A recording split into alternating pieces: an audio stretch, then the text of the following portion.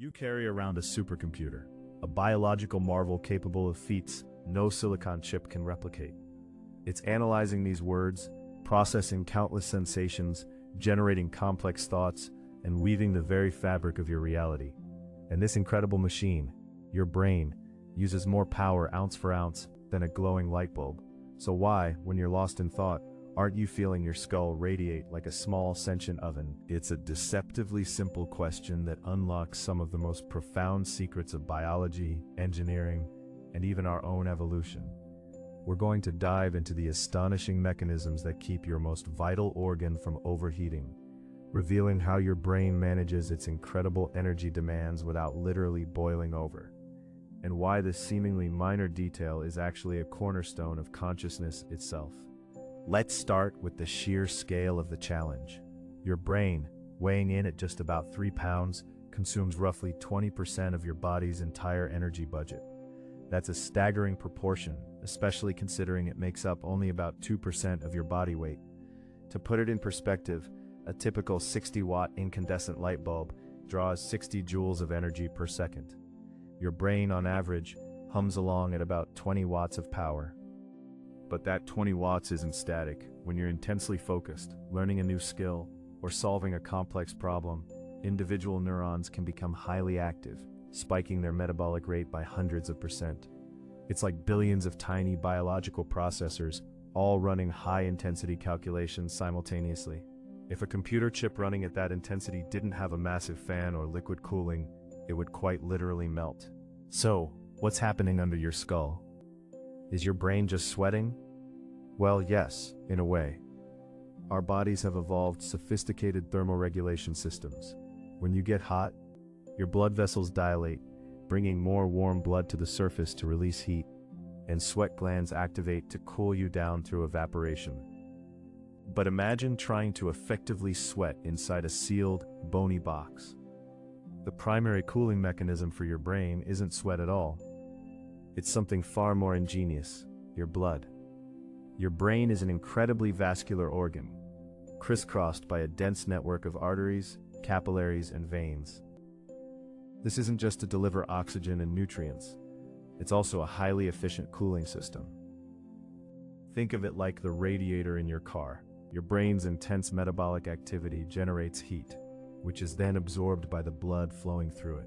This warmed blood is then carried away, circulated to cooler parts of the body, and eventually releases its heat through other mechanisms, like sweating from your skin or radiating from your body surface. But here's the subtle brilliance.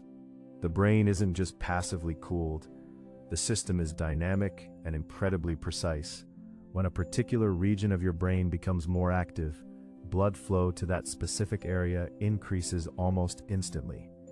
This phenomenon, known as neurovascular coupling, is vital not just for delivering more oxygen and glucose, but also for actively dissipating the localized heat generated by those busy neurons.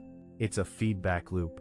More activity means more heat, which triggers more blood flow, which in turn cools the area and supplies the energy needed for continued activity. This intricate dance ensures that while your brain is constantly generating heat, it's also constantly being flushed with cooler blood, maintaining a remarkably stable temperature. You might occasionally feel your scalp warm up during intense concentration, especially if you're in a warm environment or have a lot of hair, which can act as insulation. But this is usually just the superficial blood vessels near the surface, not your brain itself radiating a dangerous amount of heat from within. So, the blood acts as a primary coolant, but there are other, more subtle players in this thermoregulatory symphony. Your breathing, for instance, helps cool your blood by exchanging heat with the air in your lungs. And believe it or not, the air you breathe in through your nose also plays a role. The extensive surface area of your nasal passages and sinuses, along with the mucous membranes, allows for significant heat exchange. As cool air enters, it slightly lowers the temperature of the blood flowing through those areas, which then circulates towards the brain. It's a small but significant contribution to the overall cooling effort. The comparison to a light bulb, while helpful for understanding energy consumption, actually undersells the challenge. A light bulb is designed to generate heat and light. Your brain is designed to process information with incredible efficiency, and generating excess heat is a byproduct, not the goal. So it has to actively manage that byproduct. The real secret, the often overlooked hero, isn't just about moving heat away. It's about how the brain manages its energy production in the first place. Most of the heat generated by your brain comes from the breakdown of glucose to produce ATP, the energy currency of your cells. The efficiency of this process is crucial. If your cells were less efficient at converting glucose into ATP, more energy would be lost as heat, and your brain would indeed face a much greater risk of overheating. But our biological machinery is incredibly well tuned. So, while your brain is indeed a powerful, energy-hungry organ, it's not overheating because of a complex, multi-layered thermoregulation system. Your blood acts as a primary coolant, removing heat and distributing it throughout the body. Your breathing and nasal passages contribute to pre-cooling incoming blood. And perhaps most importantly, the brain's cellular machinery is remarkably efficient at converting fuel into usable energy, minimizing waste heat in the first place. These mechanisms work in concert, silently and tirelessly, to maintain the precise temperature window necessary for optimal brain function. Imagine the implications if any part of this system failed. Even a small increase in brain temperature can have devastating effects, leading to impaired cognitive function, seizures, and even permanent damage. The stability of your brain's temperature is not just a comfort, it's a non-negotiable requirement for consciousness itself. This insight is crucial for fields like neuroengineering and artificial intelligence.